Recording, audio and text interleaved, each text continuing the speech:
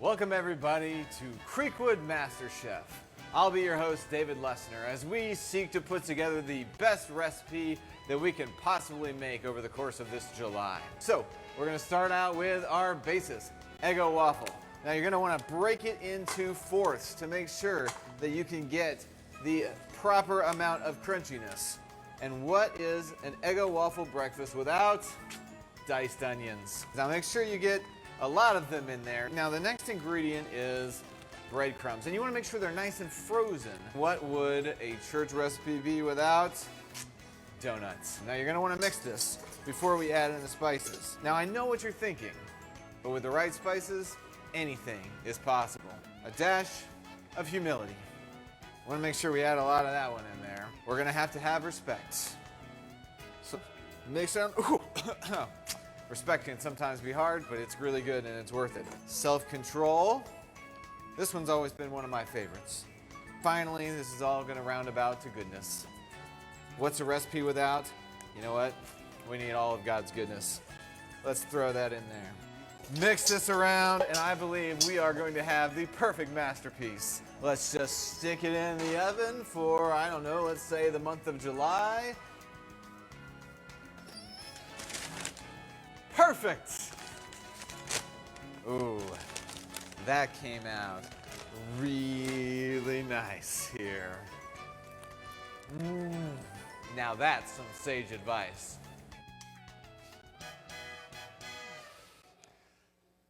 So I am both excited and terrified at what can come out when John and I put our heads together.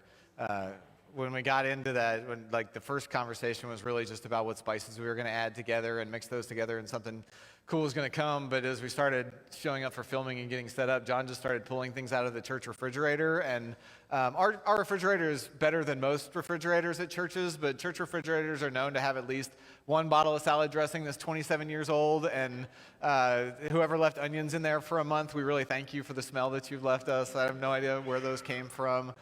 Funny part is that somebody watched it last week who actually works at In-N-Out, and they sent me a message and said, how did you know that's what we put in our burgers? I said, they're fresher than that. That's at least what they advertise. But I think that kind of the conglomeration, right? It's an ugly masterpiece, but that's kind of the point of Proverbs as a book, is really no matter what your life situation is, there's wisdom from God that can turn that into a holy and good situation. No matter what life has thrown at you, there are things that you can do in the wise path of God that bring it to goodness, that bring it to the best that it can ever be. It's a book full of wisdom. It's a book full, and Proverbs has often been talked about like it is Solomon's bedtime diary. Is like, well, what did I think of tonight? Let me just write it down and put it in there. But it was a book full of wisdom, especially for young elite Hebrew men. It was those more aristocratic type families, the men who were going to have leadership positions in their community. They were going to dictate the lives of others because of their influence in business and trade and government and religion. They were going to be people who had a lot of power in this. And so, our scripture verse for today is Proverbs 3:5-6. And it says, trust in the Lord with all your heart, and do not rely on your own insight. In all your ways acknowledge him, and he will make straight your paths. Now, if I am somebody who has all of the privilege in the world and all of the resources in the world, and I am told to not rely on my own insight, that's not necessarily always the first thought that I might have. And the first recipe ingredient, if you missed last week, was humility. And humility is not always something that we're taught when we are people who have opportunity in our lives. In fact, we are usually taught to capitalize on our opportunity. We are taught to be powerful. We are told that we have everything within us to succeed. If you listen to the radio or on any TV commercial, I did not know I deserved so many things until I started listening to radio advertisements. They tell me I deserve. We are told we deserve. We are told to trust upon ourselves. We are told that we should be the best and we should be the most powerful. And here is this book written by the wise old elders of Israel for the next up-and-coming leadership generation. And it says something like, trust in the Lord with all your heart and do not rely on your own insight. Now, it takes a lot of humility to crack open a book who might even tell you this. It takes respect to actually live it out. Respect is what we honor. If you look at the dictionary, what do we serve and all. And so, like, my cooking example is my kids will tell you if you ask them about if I am a good baker or a good cook, they will instantly throw me under the bus. I'm actually not bad, right? I can grill pretty well. I can even bake pretty well as long as I do have a recipe to follow. They will tell you I burn cinnamon rolls because, yes, I do burn cinnamon rolls really well. But the biggest story they'll tell you is the one time where I took a just Betty Crocker mix of brownies, something that a third grader should be able to do. And I poured the mix in the bowl, and then I knew it took eggs, and so I put eggs in there.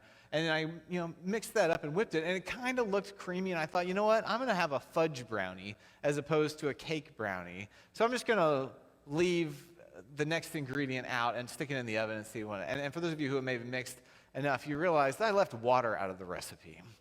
And you know what happens when you stick a mixture of brownies in an oven at like 350 for 20 minutes without any water is the NHL is now using the brownies as hockey pucks for what I created. And as I tried to prove my family wrong, and I got in there with basically a chisel and a hammer and like got some shavings. They actually tasted pretty good.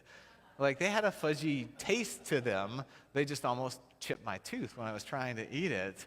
All because as I got along in the recipe book, I decided, if I leave out this thing, then it's going to be more to my liking. It's going to be more that fudgy brownie than the cake brownie that I really want. And instead, what I got was something that was completely inedible, was a waste of resources, and it was not the best that could have been offered. And Proverbs is really driving home this point that if we are not humble enough to crack open the cookbook, or we can be humble enough to crack open the cookbook, but as we get into the cookbook, if we skip a step or we skip an ingredient, not that there's not some flexibility in there, but as we skip an ingredient, we're not going to get the best outcome that we can possibly get. Where we might even get something harmful that seems like it's good for us, it seems like it's appealing to us, it may be even what we want at the moment, but ultimately it's going to be not the best situation that God would ever have for us. And I say it's maybe surprising for these young Hebrew elite men to have humility and respect thrown at them. But if you look at the history of what is presented in the Hebrew Scriptures up until this point, you've got an entire nation, this entire religion based upon the idea. The Exodus is the most foundational story that they have. And it's all about God had to save us. We couldn't do this ourselves. That we were that we had to be brought out of bondage and brought out of slavery and brought out of captivity so that we could be the best version that we could ever be. And so respect for God, humility and respect are built into the entire narrative of what these young Hebrew elite men should be experiencing. But these elder men who are writing the wisdom down want to make sure that they don't get too full of themselves, that they don't waste their opportunity, they don't squander it away. Because I don't know if you have ever heard a story of someone who was given all the opportunity in the world, just handed it to them at their feet, and then they went to college and they squandered it all off in partying and not going to class at all. It happens every now and then. As opposed to somebody who maybe worked for it, who had respect for this process, who grinded is another big thing in Proverbs, is somebody who works hard. All right, that's why we have at the very beginning of Proverbs, there's Proverbs chapter 1, verse 7, and it says, "The fear of the Lord is the beginning of knowledge. Fools despise wisdom and instruction." And if you ever want to feel bad about yourself, by the way, go read Proverbs, because it's probably the most harsh in terms of language. It has no problem calling you a fool or an idiot. Largely because it's a bunch of people who have lived their life, and they see how foolish it is to recognize everything God has done. Everything God has brought them out of, all the things they had to struggle for, all the things they had to work for, that apparently this next generation just thinks is, and I'm not trying to make any generational snubs here or whatever, but right, they just think, oh, this is how it's always been. But no, they recognize that they didn't bring their own deliverance. God brought their own deliverance, and so it would be foolish not to listen to the wisdom of God. It would be foolish to look at the person of Christ and say, that's not who I'm going to follow. That's not the wisdom of the world. That's not the wisdom personified in all the goodness of the world. It would be foolish to do that. And it says the fear of the Lord is the beginning of knowledge. And what I want to make clear in this is the difference between fear and respect, because that word actually should be respect. And definitely in the Hebrew Scriptures, there's Micah, there's Hosea, there's Isaiah, there's all the prophetic books where there are consequences because of their actions. But the difference between fear and respect, let me give you just kind of a real-world example. How many of you, and I'm not saying this because there's a Collin County sheriff out there, but how many of you would consider yourselves to be good law-abiding citizens? Raise your hand. I'm very fascinated to know the stories of the people who didn't raise their hand. Also, there's a Collin County Sheriff out there, if you didn't raise your hand. I'm guessing you're just shy. So in that law-abiding citizen, I would say, respect for the police who enforce the law. So raise your hand, respect for the police. Okay, more hands went up this time. For the people who raise their hand for respect for the police, how many of y'all speed on a regular basis? Confession time. I do too. We have the majority of the congregation, let it be shown on the record that we speed. So I am that person. I am going 10 mile an hour over the speed limit in your neighborhood. I'm probably going 20 to 25 on the highway over I have learned where the speed traps are. I can negotiate. I've gotten one speeding ticket in my life, but if anybody's listening right now, I am speeding all the time. My family hates it. They're afraid of me driving, but I drive all the time, and I'm speeding all the time. Now, for those of you who are my heavy-footed people along with me, how many of you, when like Waze pops up and it says there's a speed trap ahead, or you see the cruiser ahead that's not hidden very well, how many of you slow down to about 20 miles under the speed limits? Yes. I can only imagine what that state trooper, like the psychology that goes in their mind of how guilty they know you are because you are going so much slower than everybody else. But that's not respect, that's fear. That's fear because you know you're going to get caught. You know you're doing something wrong, and you know there's a consequence because there's a power dynamic in there. There's a fear in that two of the things fear breeds are entitlement and disgruntlement. When we are afraid of that situation, we feel entitled to do the opposite when the authority is not there, but when the authority catches us, we feel disgruntled. And how many of you have ever gotten a speeding ticket, or you saw somebody else getting a speeding ticket, and you blamed it on the police? Because it's their fault they caught you for going 20 miles over the speed limit, even though it's the law, not a suggestion, to go 75 or 85 or 95 in some of our cases on the highway. So fear is that situation that breeds entitlement for when the authority is not there, and disgruntlement when the authority is there, and none of those lead to anything productive. Entitlement and disgruntlement lead to the destruction. It's one of those things that Proverbs is totally against. So that word fear on there is not fear the Lord and like I'm waiting for God to smite me if I do something wrong. And oh, by the way, when I'm not looking, and when God's not looking, I'm going to go do something else, right? It's that Jelly Roll song of I only pray to God when I need a favor. This is the opposite of that. Respect is the opposite of that. And so it should really be the respect of the Lord is the beginning of knowledge. And the respect of the Lord is, I know that God has earned my obedience. I know that God has stepped in for me over and over again. I know that God has provided the template for what life should look like.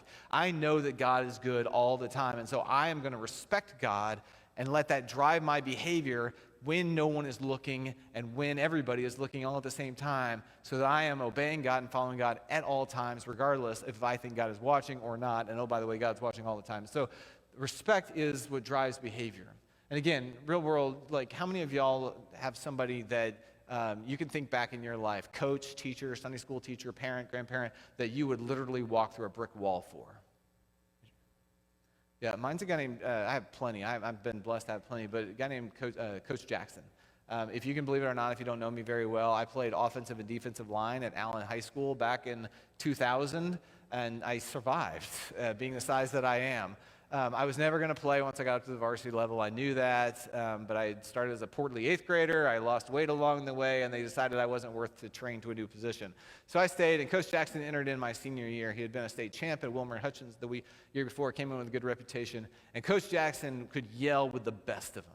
He was your stereotypical football coach that would get in your face, and he would yell, and he had more little one-liners that we would make fun of him behind his back for all of the time. And that's not what got my respect for him whatsoever. What got my respect for him is that it was very obvious that I was not going to start when we had 3 guys who went D1 on the offensive line that year. There was no chance of me seeing the field on Friday night, and yet in practice, for both defense and offense, he coached me the exact same way as the guys who went D1 to some major universities. After practice, he would pull me aside and he said, I noticed that you weren't moving your feet in this exact way. Let me work with you on this. You're going to stay after for 20 minutes, 30 minutes, and we're going to get this right. And I was always so confused as to why somebody like me, who was a glorified tackling dummy, would ever get the time and attention of this state champion winning offensive and defensive line coach, and it didn't really hit me until like 5 or 6 weeks into the season. We had pretty excruciating practice. We were all pretty tired. He said, this is the time I want to tell y'all something. I want to talk to y'all. And he got me and a couple other guys who were basically scout teamers up there. But he took me and he goes, I have not figured out why David Lesnar is not a team captain on this team yet. And I could have told him I know why. But he started talking about Lesnar's the first person to jump in when we need somebody on the scout team. Lesnar's the first person to jump in when we need something moved. Lesnar's the first person to do this, over and over again. He just started lifting me up. And again, I'm sitting there embarrassed in the moment and now really proud afterward as he gets into this whole thing about Lesnar's the guy that all of y'all are going to work for later on in your life. And as a kid with not as much confidence as I have now, this was really stunning and striking. But it was one of those moments where I walked away and somebody had seen something inside of me that I hadn't seen in myself. Somebody had seen leadership potential. Someone had seen the ability to guide. Someone had seen confidence that I did not have for myself. And that was why he was taking the extra time to make sure that my footwork was appropriate, make sure that my hands were in the right place, make sure that I could do all these things, because he wanted to teach me through his example the little details of leadership and the little details that make things right, to stay on the course, to follow the recipe and burn the other stuff away, to make sure that I could be the best, not in a football game, but in life. And I would walk through a brick wall still for that guy, because of the way that he showed me that he loved me. This is the relationship that God has with the people who are writing Proverbs, and really the relationship that God has with us. And we think about all of those consequences I talked about in the Micah and the Hosea and the Amos and all the prophetic books. We could look at this and say, oh my gosh, God's a mean God and God's smiting these people. But what really happens is that God lets them have the consequences of their own actions and then sticks with them through those consequences and redeems them and resurrects them from those over and over again. God brings them up. And so from the wisdom writers of Proverbs perspective, they're saying it would be foolish not to respect this God who knows what we're going through, has stuck with us through it all, and who has a better way of life, who ultimately sent his son in human flesh, the wisdom in human flesh, to show us in every situation how we should think, behave, act. And yes, sometimes it's really contrary to what we normally would do in our opportunities or our privilege, when it's just easier to not love our neighbor as ourselves, when it's easier not to help the needy, when it's a brick wall that we have to get through in order to truly live in the forgiveness of someone who's, been caught in adultery or embezzlement or tax collector. But the wisdom of Proverbs, if we're going to respect God, if we're really going to say, this is the person we're going to trust with all of our heart, then the question is are we willing to run through a brick wall? That term Kevin brought forth, render, is a term I learned just for this sermon series because I needed something to alliterate with R for respect. But it kind of fit with this render word. And really it is when you're cooking meat, you put it on a skewer and you cook it at a low temperature, and eventually all the fat, right, all those things that clog our arteries, the things that aren't good for us, they taste delicious, but they're not great for us, right? It just starts to kind of roll off. It starts to melt off. It starts to seep down to where you have a more choice cut of meat. You have a more lean cut of meat, something that actually builds up muscle, something that actually improves you, something that is great for a diet, or, is good for a diet, right? It is something that is better than it was before because you allowed the excess to fall off. And sometimes that excess is the ego that you have about yourself, of thinking, I'm a young elite Hebrew, I can do whatever I want to. Sometimes the thing that needs to fall off is, I'm a third-rate offensive lineman and I'm never going to amount to anything. Right? Sometimes it's letting the disdain for others fall away. Sometimes it's the disdain for yourself that needs to fall away. Sometimes it's simply that brick wall that's sitting in front of you that you need to let go of how hard it is to perhaps get out of our comfort zone to go do the things that Jesus wants us to do. Or sometimes those things that Jesus wants us to do don't make sense with how maybe our politics go, or maybe our community goes, or the way our family system has been built up. Sometimes we built in abusive systems, and we need to have a real guide who knows real life, who knows the real outcome. And this is where Jesus is the way and the truth and the life. And I can't think of any single individual throughout history. I can't think of any single entity throughout history that deserves respect as much as Jesus does. For when we're thinking about the cross and everything that he could have done, there's this great moment where Jesus is talking with Pilate and says, so you're the king of the Jews, and you basically sacrificed, and why don't your people fight for you? And he says, my kingdom is not of this world.